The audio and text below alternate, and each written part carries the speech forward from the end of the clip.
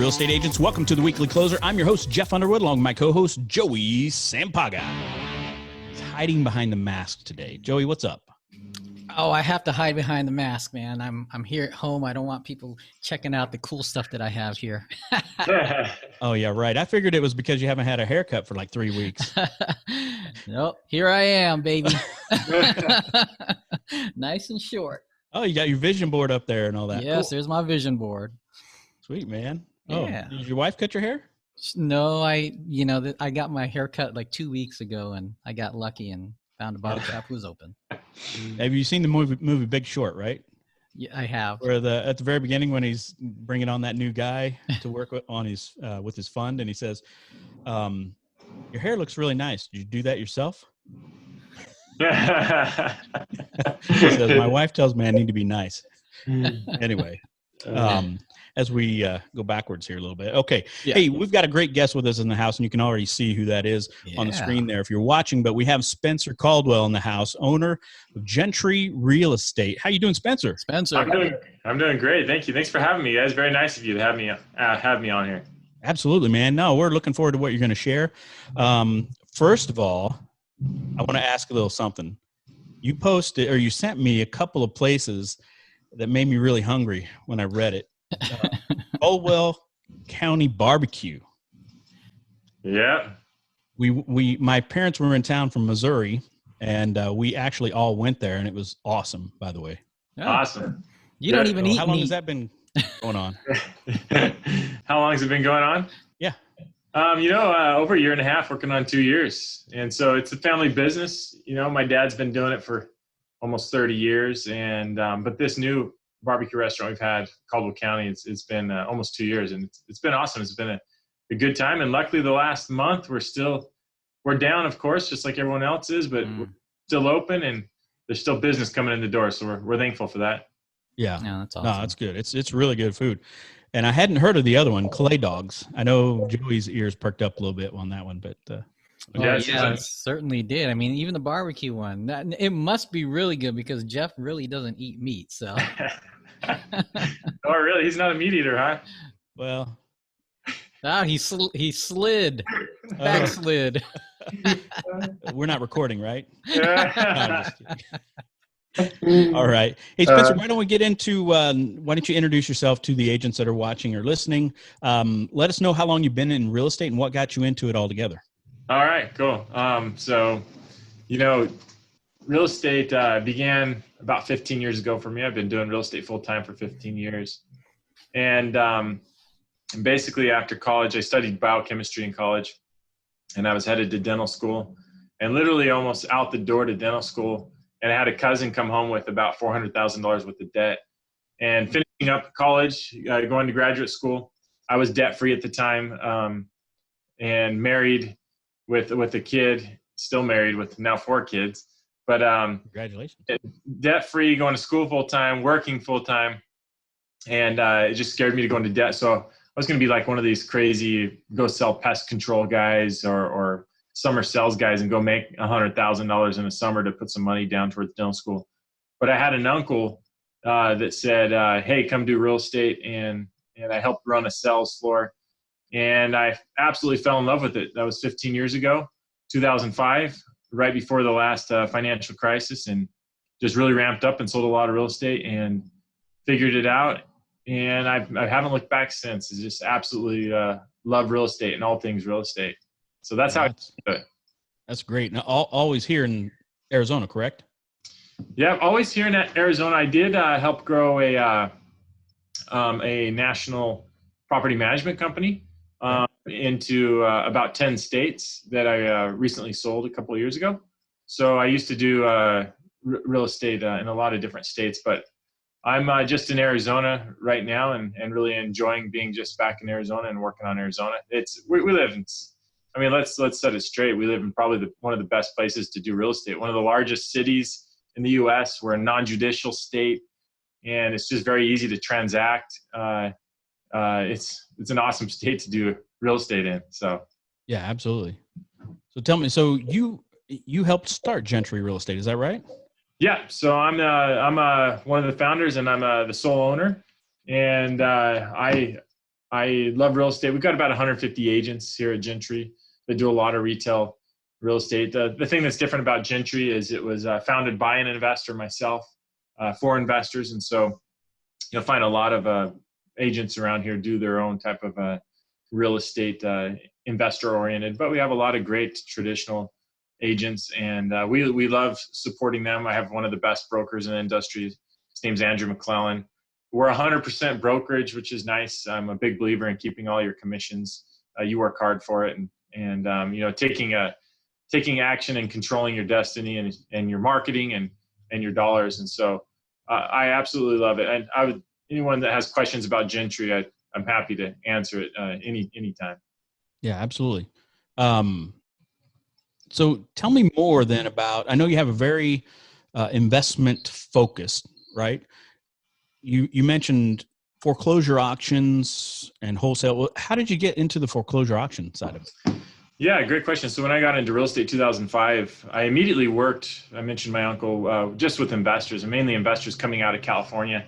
So I've always worked with investors for myself. That's just always been my focus, is mainly cash buyers.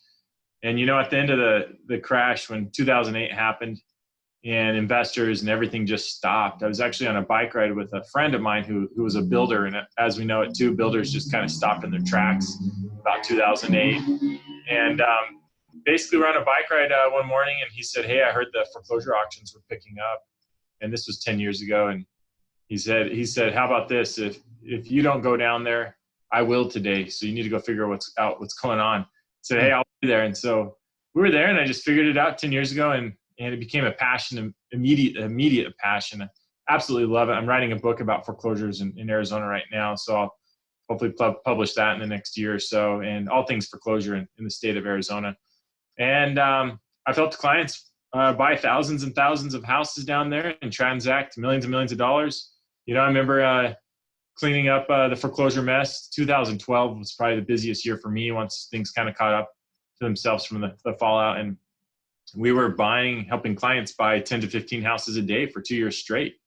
And wow, very busy. Obviously, the foreclosures are down right now, and they've been actually stopped for another, we got another, it looks like 35 days or so, because they put a 60-day stop on them. And not all auctions. There's been about 3 houses only in the Phoenix area that have sold at auction the last few weeks. And those are private lenders and probably non-government backed type loans. So anyways, that's how I got in foreclosures. I love it. It's a big passion. And so who I am, I'm a professional bid fee service. And so I provide free data of all the houses going to auction on an email list. And if you'd like to be on that email list, just Google my name, or we can share my email or my cell phone number, and just text me your email and I'll add you. It's a free list. You'll definitely want to be on it because it's a free list of all the houses going to foreclosure in Arizona. And you'll get that list and you'll take a look at it. And, you know, you'll see a house in your neighborhood, or a house that you've been watching, or maybe since you're all agents listening, maybe a house your investor or someone is interested in. You can still make commissions off foreclosures. There's a right way to do that. And so I'd love to help you out. And so we're a service that helps people buy houses at auction. And it's a wonderful service, and it's definitely needed. And we know what we're doing. We've done it thousands and thousands of times. All right. Why don't you go ahead and share that number just so we don't forget about doing that later? Yeah, my cell phone is 480-283-4425. 480-283-4425. Just text me if you're listening to this and you're thinking about me. I just sent it to. No, I'm just send me your email. That's all I need, and it's just going to go on my list. And you'll start getting a free list of all the data of all the houses going to auction. And so it's a cool list. It's free. You may as well join it. If you want to take action and learn something new, definitely send me your email today. Okay. All right. No, that's awesome. Foreclosure. So the book that you're writing, is it going to be, I'm assuming it's written for real estate agents and investors? Yeah, agents and investors, and anyone that is interested in knowing more about foreclosure auctions in Arizona. So I'm putting in my 15 years of experience of real estate and 10 past years of experience in foreclosure. I'm putting it all into a book. I've got a lot of really cool things in there. One of my favorite sections of the book is what's cool about being an agent. You see a first every day. And I've written down my firsts in the foreclosure market for 10 years. So experiences that I've personally had, I've written down. And there's a bunch of crazy things that happen in the foreclosure market that agents don't know about and that no one knows about. And so I write those all in the book. So I'm super excited to release that to everyone. Do you have any cool, like, I don't know, things you can share maybe that are surprising or will make people go, what? That you can share? Yeah. No, I can share. A lot of cool stuff. So, one of them is someone showed up to the auction and they weren't using a professional bid fee service like myself. And when you buy a property at the foreclosure auction, you're not buying an address, you're buying a legal description. And so this particular person, they bought a property that they thought was one address that was not. So they bought the total wrong property. And so you put down $10,000 that day in Arizona and you pay the total the next day. So they lost $10,000. Another way I've seen people lose $10,000 is for one reason or another, they're not smart enough to drive by to see if the house is there. And so they buy a property thinking there's a house on there, and then they go drive over there after they bought it and realize that the house has totally been cleared. They bought themselves a $2,000 dirt lot, not a $100,000 house. Oh no. Oh, that's not good. What's the strangest thing you've ever found in a foreclosed house? So not me personally, but my drivers who are taking pictures of the house. Unfortunately, dead bodies. So there's no way. Yeah. So there's people that they're even having the problem with the COVID of people not claiming bodies. Unfortunately, there's a lot of humans, and a lot of them might be the oldest of their family and friends and pass away. So we've had to call the officials to come in and remove a body that's been there for a month or two, who knows how long. So it's super sad, Wow. This thing. That is sad. I thought you were going to share something like, I don't know, that would make us laugh, but not that. Well, you said the strangest thing. I mean, it's either dead animals or bodies. I mean, that's pretty. No, that makes sense. That makes sense. Yeah. Any funny things? Oh no, Joey keeps laughing at the dead body stuff. I know that's bad. Joey, what's any funny things? Shoot. Okay, here's a funny one. So when you're buying foreclosures, obviously people they're not happy they're losing their house, and so they'll do all kinds of strange things. And so this one guy he put a dummy that looked real in his front window that was just staring out the front window. So when people are driving by taking pictures of the house, because that's, we do free drive-bys for the clients and buy and take a couple of pictures so they know what they're buying. So there was a dummy set up in one of the windows, and I laughed at that. I thought that was pretty funny. Yeah, might deter some people from getting too close. Yeah, one guy said he was going to take the front door if it sells at auction, and sure enough, we bought the house and showed up, and the front door was gone. Oh no! He took the front door. So funny stuff like that. Yeah. All right. Now you're also doing some wholesale business, right? Yeah. Yeah. So wholesale, I enjoy wholesale, and there's a right and a wrong way to go about it, especially if you're an agent. It's kind of looked down upon traditional agent world, wholesaling, because of just the nature of the character of doing wholesaling. But I enjoy it, and there is a right way to do it. And so right now, probably 70% of my auction, my real estate business is wholesale, and 30% auction. And pendulum and markets change. That might change in the next few months. Time will tell. So wholesale is a big part of my business too. So on that foreclosure list, you'll also get some wholesale deals that are out there. And if you're interested in wholesaling or learning more about wholesaling, my desk and my number is open to you. Just reach out to me. I'll feel free to come in my office. We'll sit down and talk about it, and let me know what your game plan is, or what questions you have, or how I can help you. Okay. Oh, that's cool. I'm sending you a text right now with my email. All right, Joey. Sounds good, man. Do you mind sharing, like, how do you find wholesale deals right now?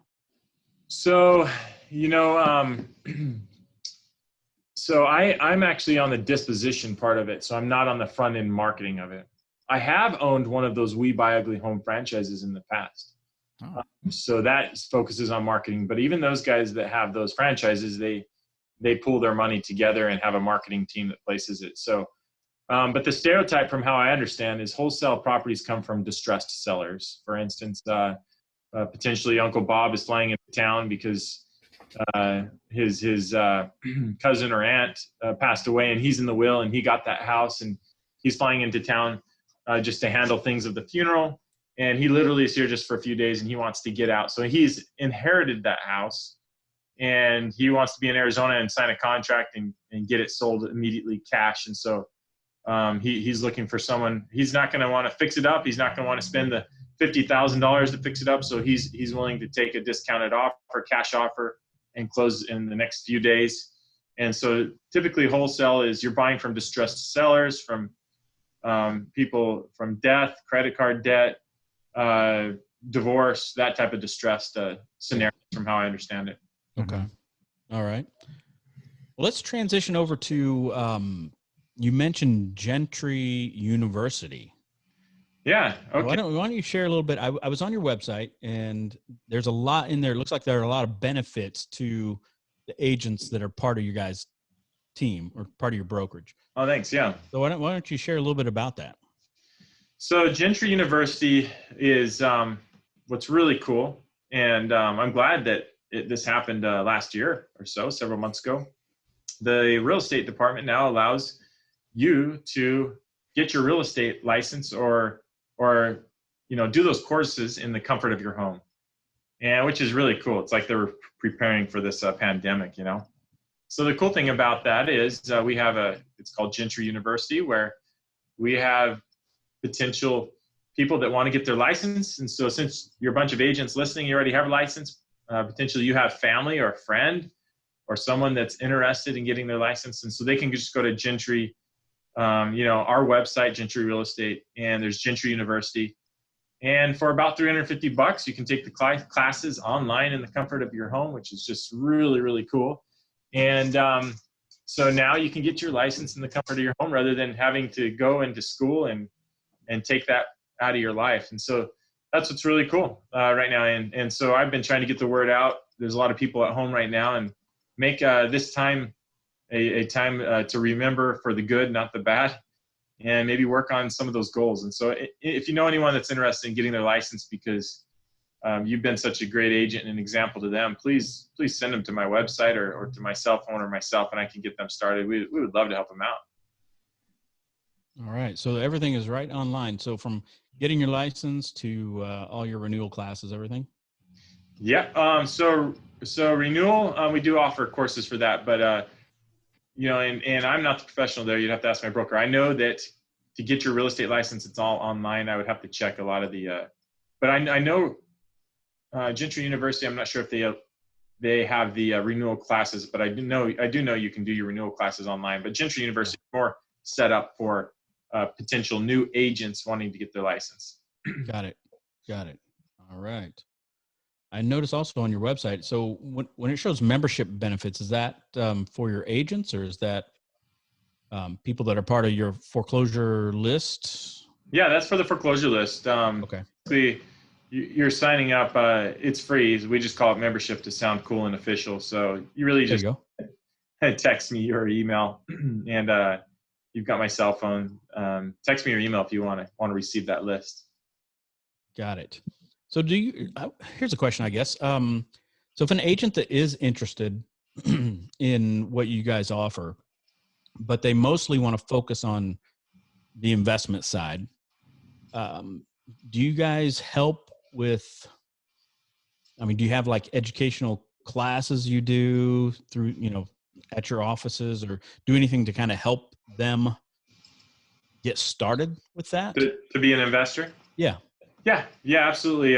They can get all the time that they want with me one-on-one to talk over things and have questions answered. And we do have classes about once a month to help those. Auction.com is one of the major trustees that holds foreclosure sales, and they come to my office once a month. And it's really for beginner investors wanting to learn how to invest and get into buying houses at auction. And so that happens about once a month at the office also. So yeah, absolutely. Got it. You can get me all the good deals if I were an agent there, right? Yeah, exactly. First pick. You give, cherry pick them. Cherry pick. I don't know if we should have that on recording, but anyway. That's funny. Anything else you want to share with the agents regarding Gentry overall, or anything else about yourself? Man, not that I can think of that comes off the top of my head, Jeff. I appreciate it though. Yeah, no, I know we covered quite a few things already. So what about, what was I going to ask? What tips would you give some agents right now if, let's say their business has, obviously a lot of agents' business has slowed right now because of, the things that are happening right now around us, right? With the virus and everything. What kind of tips could you give an agent today to kind of help them through this time, right? To make sure that when this is all done, that they're ready again, or that they're actually, ahead of the competition. I like it. So one of my favorite things is waking up and showing up. Wake up and show up. And so I wouldn't change your daily habits because the world's told you to change them. I would stick to your daily habits. And for me, there's not too many people in the office, and so I'm able to still wake up and get to the office at the same time. And it's been tempting maybe to leave a couple hours earlier because it's a little slower, but just pushing through till the 5 o'clock mark for me to head home. And so just wake up and show up and keep your same habits and pushing through. I went through 2008, and maybe a lot of you agents went through 2008. So we can do this again. If it's going to be just as bad or worse, do it again. There's no problem. So my tip is just keep your daily habits. All right. Love it. You ready to get in the ring? Yeah, let's do. I don't know how well I am under pressure, but let's try. Nah, you'll be good, I'm sure. All right, here we go. What do you think the reason is that many agents are not successful? Probably communication, following up. So just always answer your phone and text, and do it immediately, and make it live, make it quick. So always following up, and bad news is better than no news to a client. So just communication. Got it. Awesome. Good point. Best advice anyone's ever given you? Best advice was given to me from my grandpa the night before my wedding. I asked him, what's the best marriage advice that you can give? And he only said 2 words, and that's be nice. And that's sometimes really, really hard for me to do. Lessons of life is be nice. That's the best advice I've ever got. Oh, that's great. Good one. You have a favorite mobile app? Man, I don't have a favorite mobile app. There's no auction mobile app yet? No. Maybe that might be part of the book. I don't know. Maybe we need to add a mobile app but no, not, I don't really have a favorite mobile app. All right. No, that's all right. That's all right. How about a book recommendation? Well, shoot, man. Come on. Yeah, let's see that. So I just published my first book called Pig Farm Boy. Yeah, Pig Farm Boy. So I grew up on a pig farm in northern Arizona, and this goes through my life stories as just a young kid, growing up on the pig farm and learning how to work side by side to my dad, and it means a lot to me how I grew up, and I think it's important to pay attention to your roots and what you learned as a kid, and I think they kind of define you for the good or bad. Yeah. And here, I'll show you. I'll give you one page. This is the end. Oh yeah, there you go. Joey, they got your picture on there. I almost said that first. Jeff, look. Lose, you lose, brother. It's an awesome book that goes through, me growing up on the pig farm, man. That's awesome. I got caught on fire once, and my head hit a windshield and broke a windshield once, and I got ran over, and all kinds. I mean, I don't know how much of a kid's book it is, so you adults need. Here's my goat on top of a pig farm building. Oh, that's cool. It's a fun children's book, and you can find it on Amazon if you're interested. There you go. I think I might just get. Is it on Audible too? I didn't do the Audible option. I should have done that, but I didn't want to sound too cheesy with my voice. Maybe I could have hired You're fine. Jeff's got a pretty good radio voice. He maybe ought to get him to do the audible. Yeah, Thank you you should. very much. I mean, it'll match the last page. That's awesome. I don't know if I have a pig noise on this or not, but so check out the Pig Farm Boy. Get your copy on Amazon. It's a fun book. So are you still connected to a pig farm in any way? So I still have family members that own the land and pig farms, but in the late 90s, late 80s, early 90s, pig farms kind of crashed their commodity. And so we still have a lot of land as far as pig farms goes. The family does. I got an uncle who I just talked with this week that's got two farms that he's potentially maybe looking at getting going. But up in that area, I grew up in Snowflake, so that's where it was, Snowflake, Arizona. There's one of the largest pig farms there is, owned by Smithfield, and Smithfield is probably one of the largest pork producers in the world. So they've got a lot of pigs up there. So we had as many as 80,000 pigs when I was a kid on multiple farms. And so it was a big operation. And, as a kid, just to go out on land and roam and do and be free is just, there's no better place to be as a kid. So it's a lot of counting. Yeah. There's a lot of counting. 80,000. All right, Joey. I found your sound, Joey. Nice. When did you record that? Yeah, right. I guess that leads us to the last question. Joey, did you think of I did. Now, this can be personal or business. With COVID-19 disrupting life, what good has come out of this for you? The good that has come out of it is just more family time, just reconnecting with my wife and kids on a different level of, so I've enjoyed that part of it. I would say the good is just spending more quality family time. Yeah. How about you, Jeff? I'm curious. I could say the same, I guess, right? Yeah. Terry gets to work from home now, so my wife is working from her little office space, and then I just turned this extra room into a makeshift studio, I guess. Nice. A couple of lights, and yeah, I don't have anything behind me yet, but it is what it is. Yeah. But yeah, I think the same thing. I think a lot of people right now are taking this time. I'm hoping anyway to really spend time. And we played some board games. My kids are older, but we played some board games the other night. Nice. On this specific night, our other daughter and her boyfriend are coming over. We're going to have dinner together. So yeah, spending more time together. That's awesome. Nice. Yeah, I think that's a huge thing most people are going to say is, being able to spend family time, quality time. I know we don't go out. We used to go out a lot to go eat. Now we cook at home. Yeah. So we miss eating out. Yeah, we do too. But at the same time, it's also great to be able to cook with each other too. So yeah, absolutely.